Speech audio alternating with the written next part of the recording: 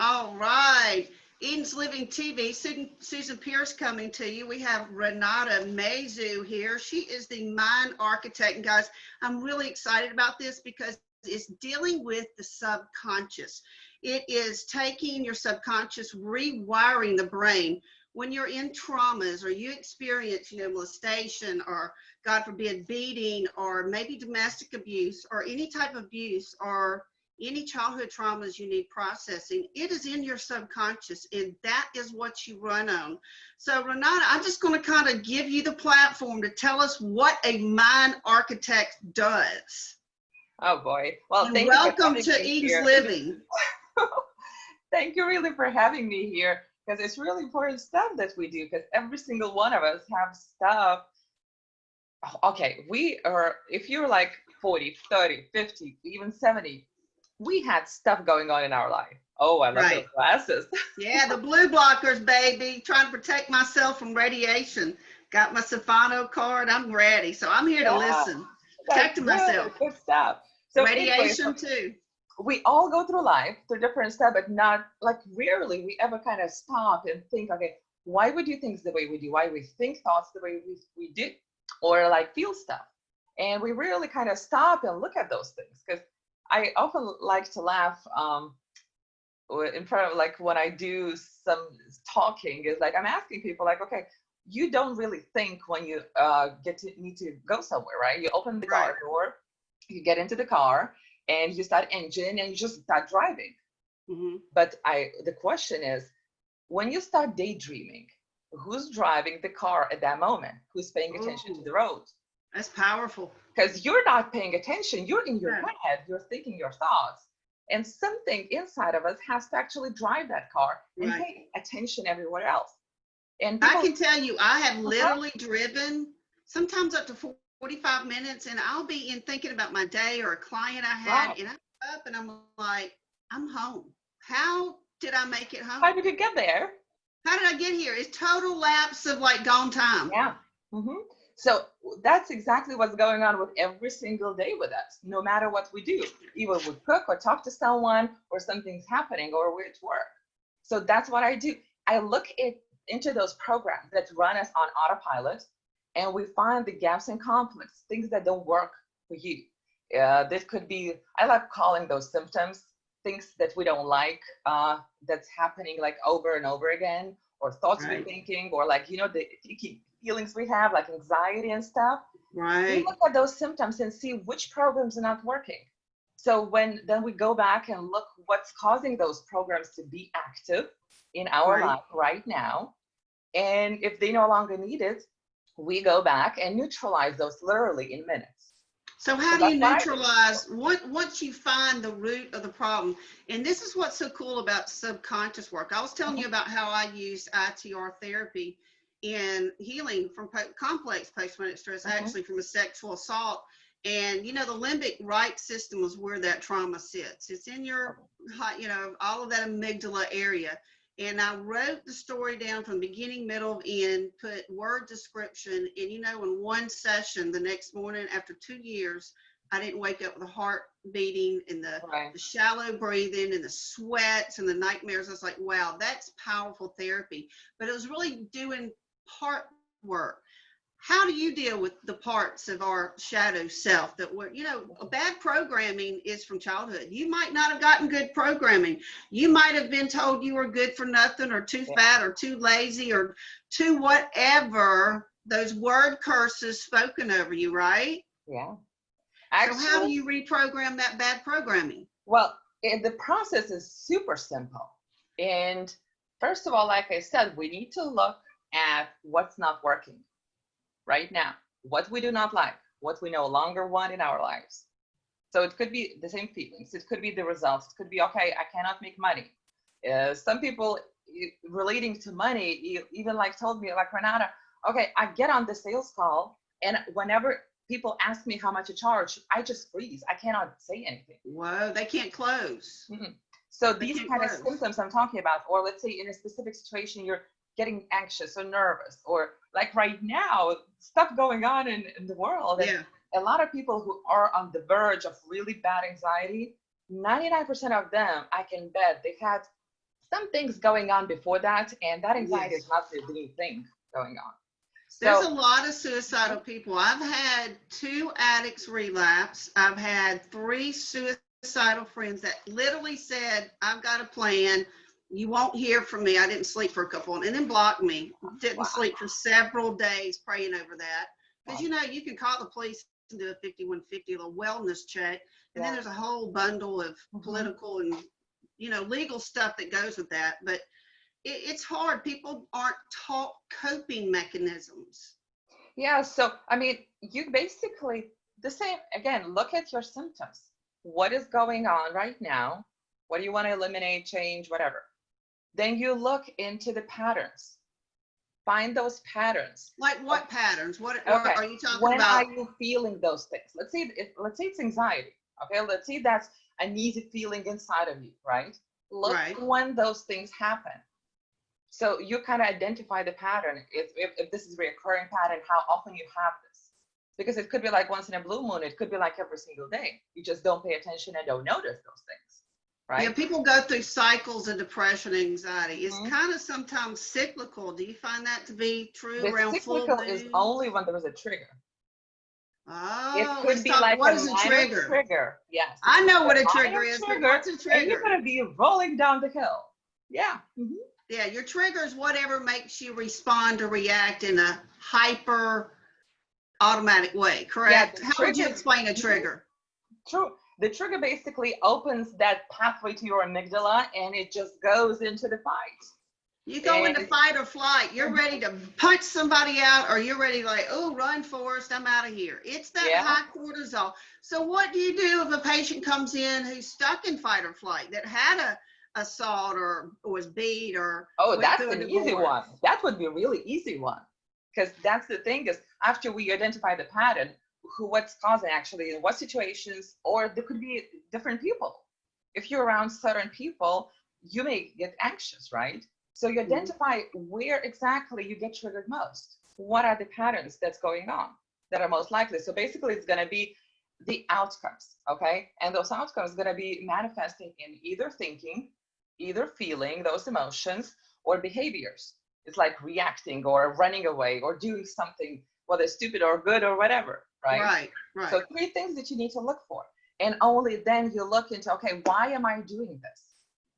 What's causing me to do things? And a lot of times you'll find that there is some type of belief system behind those, some type of value and conflict between the programming and what you really believe to be true. It's amazing because I've realized it in my 50s or my 30s.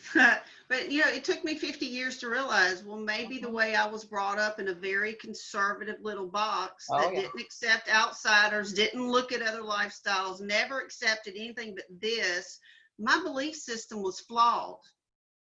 And I didn't realize that until I got sick and I started looking at the stressors in my life and the shame and the guilt Oh, that yes. Guilt people is the carry. biggest one. Yeah. Hmm. Shame Shame too. and guilt, Yeah. they manifest as illness. Oh, are we going to talk about pain too? Because I can talk to you for hours about that. Well, let's talk about pain. Let's talk about the pain receptors and what the body does and how you process pain in the body and mind. People don't Well, know how see, to the thing is, process it. I'm probably the one of good examples for the chronic pain because there was a time when I could not sit literally for more than 10, 15 minutes. I just couldn't because after I gave birth and those muscles started contracting, um, Whoa, that's the first time I got introduced to chiropractors. Okay, there you and now I go. work with a few of them, but Keep those pathways open. People don't realize how important it is to get manipulated, to keep your neurons and your cartilages and your right, everything flowing. yeah. But the pain, what they did is they tracked it down to my accident 10 years prior. Was it a So they car kind wreck? of put me back on feet about 60%, but they were still reoccurring that chronic pain. I still couldn't get rid of it. So that's exactly when I started looking into deeper and see, okay, what is going on? Why I kind of fall back? And instead of going like every 3 months just to do the like health adjustment, right? I need to go Mhm. like back like every week. So that's Right. kind of not normal. What I found was that there is an emotional component to Get chronic out of pain. here. Yep. What Yep. was the And actually, emotion? it's like with every single person, because I was numb to the pain when I figured everything out. Because Because I you remember, carried it. You Mhm. carried it for so many years. You became Yep. numb. You weren't even realize. Like I used to literally walk around and white knuckle things because I was in so much pain. And one day I realized I was just sitting there breathing, Yeah. and I didn't have pain. I was like, oh my gosh, I forgot what this feels like to feel normal without chronic spasms or pain or burning or There you go. throbbing. You know, if you've ever had spinal or pelvic inflammatory issues, you can't get comfortable. Oh, trust me, I was on my fourth and I could not move. That was that Wow. bad. When I Okay. gave birth to my daughter, I could not even hold my baby. That was like two Oh, pounds. I couldn't. My ex at the time, I mean, he had to hold the baby to my body, so I could feed her. It's bless your like, it heart. was bad. It was bad. But the moment I started working on that emotional component and looking, okay, what might have caused all the stress and like triggering and like all the response that my body has, and I started removing the layer after layer after layer. It's like an onion. Oh yeah, because It's you like cannot peeling an remove onion. everything. You have Yes, to you. get a symptom and remove layers for that symptom, because I love saying it's like a spider web. One event in the past may have caused like 10 different triggers to be active, We call and those you would be adverse. responsive. We Hmm. call those adverse events in your life. Yeah, but there could be also like it's coming just from one thing. So it really depends what's going on and what are you feeling right now, what the symptoms are.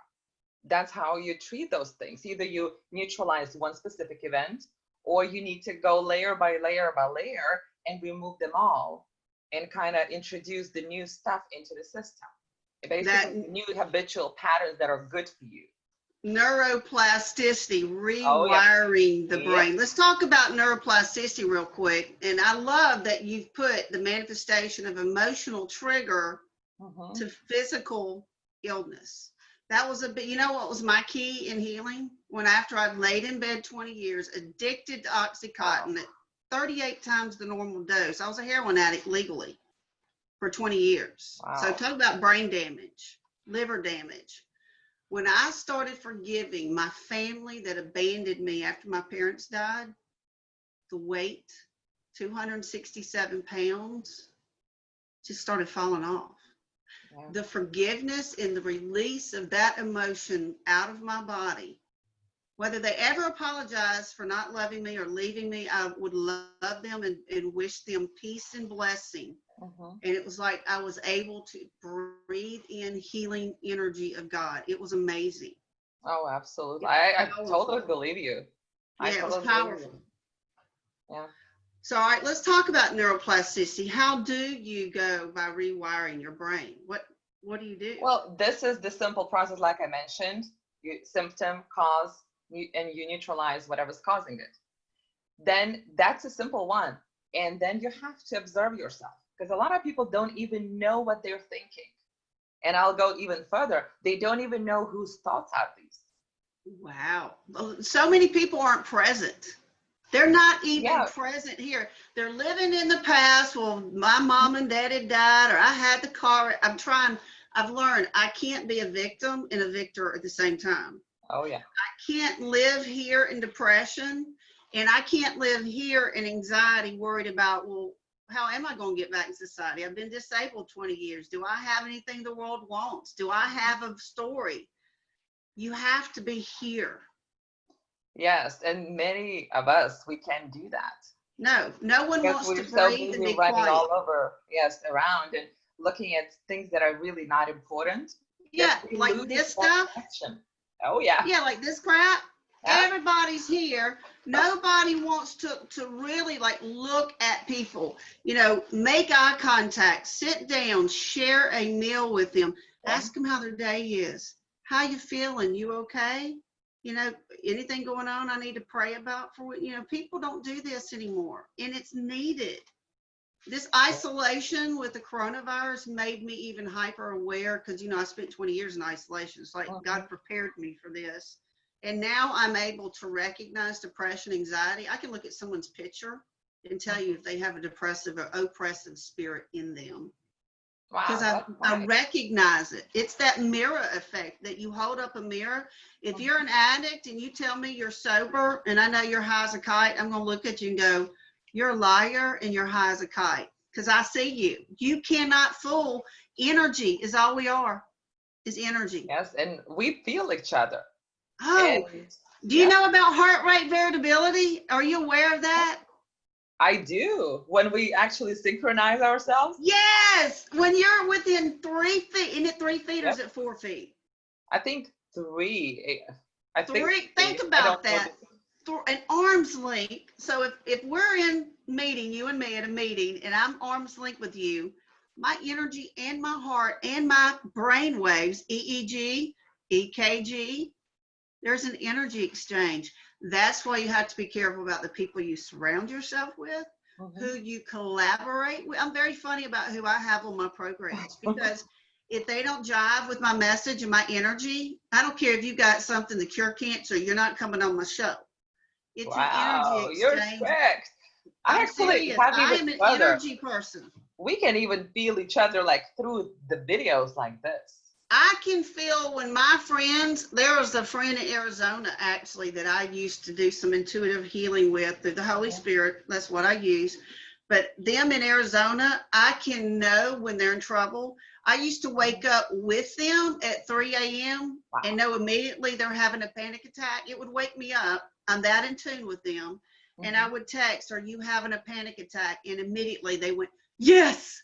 And I went, okay, breathe with me, in for 7, out for 4. You know how you do what is it, the 7-4-8 or the 7? What Breathe in I for do equal. 7, I hold do for 4. equal. Inhale the same amount, the same count Yes. as hold and then exhale. That's resetting the system. Yeah. So that heart rate variability, that's legit stuff. So if you're in a toxic marriage, toxic relationship, toxic friendship even, that energy transfers to you Oh, and it can absolutely. affect you. I was around a very narcissistic, abusive person, and I promise you, it literally made my stomach, my nervous system, it fried it. Well, because you have the stress in your body, and usually it gets stored in the weakest or like injured parts of the body. So it's quite normal. Yeah. And Well, you were talking normal, about but how not normal. yeah, you were talking about how pain manifested in your body because of the emotion. I Yeah. have learned that grief, after my parents died, grief settles in the liver. Well, actually, anger is liver and grief settles in the hips. And for so long, my lower back, it was grief. I was literally holding that emotion in my electrical field. Yep. And All the that same is with the pain. heart. The more stuff we go through, the bigger the heart wall we build. It's like a protection Yes. layer that we constantly have because our reaction is 90% of the time is because it's supposed to be there in the first place because it's there to protect us, that reaction. Right. But Right. it's there because we built up so much over the lifespan. And if we look what we've gone through, if you actually made a list of less than good emotions or good events or experiences, Right. oh my God, we'd be surprised what's going on in our life because we don't. People don't take time to self-reflect. They're not quiet. They're always bombarded by their phone or TV or radio. No one gets quiet into nature. When I started grounding and getting quiet and really analyzing, why am I behaving like this? What is Yeah. making my nervous system react like this? Why does this person always make me angry or anxious? What is it in them that I see in myself that I might be triggered? It's familiar. Are you familiar with familiar spirits? I don't know. You've I never don't know. heard of, like, if you grew up in abuse or in an environment, that familiarity, that's a spirit in people. It's a spirit that you attract that energy or spirit into your Oh, life. you mean that? Okay, gotcha. Yeah, we call that in the South, us ministers, we call those familiar spirits. Yeah, familiar spirits. Like if you're an I'm learning alcoholic, stuff every day because I never know enough.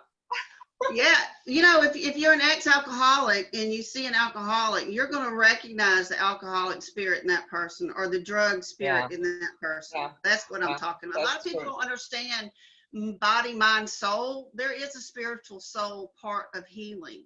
Yeah, that's true. Like the forgiveness part. That's big. And Yeah. not carrying hate and anger in your heart. That's kind of big. Like right now, there's a lot of anger. Oh, There's a lot of hate. that's a response. It's a response to, but it's a response to fear. Absolutely. Because what we actually fail to ask sometimes, even me, I sometimes catch myself. Okay, I stop myself. Okay, what am I afraid of? What am I afraid is going to happen that I would not like? And that's exactly when that response is coming. So us working in the spiritual world or coaching or rewiring brains doesn't mean that we're perfect. We'll never be perfect. Right. The difference between us and those who don't work on this stuff is that we actually are able to recognize and shift in seconds, basically, then drag all those triggers with us and reactions with us and those stuffed emotions and just go through life like this. So. Right. And you tend to bleed on people that didn't cut you. That old saying, if you get cut and wounded, you're going to bleed on a lot of people until you heal. Yes. A hurt person hurts people. And you got to stop the cycle, and you got to love people, but you got to love yourself first. And I think it's so important. Did you ever hear that people say it's selfish to put yourself first? No. How can you pour from an empty cup? Well, there is this notion that every time I speak to someone who's not really familiar with spiritual world or not done much work on themselves, even actually I should take it back, maybe even some work they've done, and they still think that it's selfish to take care of yourself first. And I remind them, okay, on the airplane, it says the rule is to put the mask on yourself first before you take care of others. Right. That's basic 101 as a life coach. Unless I'm happy and balanced. You ever see people, they say, well, I'm a life coach. You're like going, girl, I wouldn't ask you for $1 besides your advice. I mean, I'm talking about, you're like these people like, I'm the guru of this. I'm like, sweet girl, you need to go heal and then you can be the guru. But right now you're not that effective. I'm learning. You got to heal yourself, and you got to, it's an individual protocol, just like you. There's an easy test, but when you give protocols, it's a very personalized approach. So tell them how they can get a hold of you. If you want to do some epigenetics, do you do any epigenetic work at all? I mostly focus on the rewiring, basically changing those filters that we see the world and us through, and all those stories that we create based on that automatic programming. Okay. And dang, those stories sometimes are false. Oh, we lie to ourselves a lot. What our life consists of, the stories, because it's always running, it's always on. And I remember years ago, I couldn't even fall asleep because of the stuff running inside of it. Now I just put my head down and I just sleep. Did you have the ruminating thoughts? Oh, yes. Yeah, absolutely. Me too. After that assault, for like 2 hours, I would be talking until 1 o'clock in the morning or even more. Yes. And I'm supposed to wake up exhausted because you didn't. Yeah, you wake up and you feel like it's a marathon. You're like, I didn't sleep. I didn't rest. I have learned when you have that ruminating thoughts or the racing thoughts and you can't turn your mind off, first of all, it's usually a nutritional deficiency. It's a lot of magnesium deficiency. Do a lot of calm, or magnesium is great. But I've also learned to balance the brain through writing. Pen to paper if you like, I'm real creative over here, and this left side is your numbers. These are your accountants, all the doctors. But if I've learned that if I write and get to kind of purge my day and thoughts or whatever's running through my mind, it kind of shuts it off. That is actually a great tool, along for those who can't fall asleep. It's really great tool for, have you heard about a body tension? It's like when you tense, like from toes to feet. Oh, yeah. You go through every part of the body, up and even like face and head. So when you go one by one, like tense really, really. You want to do it? You want to run it through? Let's just run it through real quick and do it. It would be great for both. You don't even need a list, because what happens is all you need to do sometimes is to shift your focus. Right. That's what I tell my clients and everyone who asks me for help. I'm like, you got to learn how to shift the focus. Find like 5 to 7 things. Write things down. What do you love doing? I don't care if it's jogging, going for a hike, or doing 10 push-ups, or going riding. It doesn't matter. And whenever you feel that you're drifting into the area that you don't really want to be, go do one of those things, especially if that's a high intense physical activity, because Yes. that makes your brain kind of go back, because it thinks that, okay, when you exhaust your body, it's like, okay, the threat is kind of is gone. So there is no need anymore for your body to react. Right. So you can shift your focus. And the more you do that, the more your brain's going to understand that this is what you need to do, because you don't want to focus on that different stuff. It's all about mindsets and mind shifts. I mean, a mind architect, everybody needs a mind architect, truly, to keep you in check, give you some exercises, tell them the services you offer and how to get a hold of you. Well, I prefer and I love working one-on-one because my work is customized. Yeah, I love looking at what's going on with the person, because if they come for money, I can pinpoint to the specific age what's happening and what traumas or what events actually caused them not to have the money or be frozen or stuck or whatever else. So I prefer one-on-one because I can work with them better. But I also have groups, and I actually do right now bi-weekly free calls on releasing blocks. And you can contact me via Facebook, Instagram, renatamazoo.com. Either way is fine. Great, wonderful. Well, if y'all need any architect work on the old mind, reprogram that mind, or just, get your thoughts together and figure out why you get triggered and why you react the way you do. Peel that onion, get to the root of it to heal the problem. That's the naturopathic way that we do. We get to the root of the problem, and then we give like nutritional support, essential oils, exercise, hydration. It's all working with the mind, body, and soul. If y'all enjoyed tonight, y'all please think about donating to Eden's Living TV, $ Eden's Living. And if you would like to see more programs like this, stay tuned. We'll be uploading this to a live YouTube channel. Thank you again, Renata, for joining us tonight. We have enjoyed having you. Thank you so much for having me. I really enjoyed chatting with you. It's like, and I learned a lot. We can talk for hours about this. I know. We need to maybe do a monthly series and have you come in and teach. That would be fun. Sure. Yeah, I'll have you back for more. All right, guys. Eden's Living TV, y'all have a fantastic night. God bless.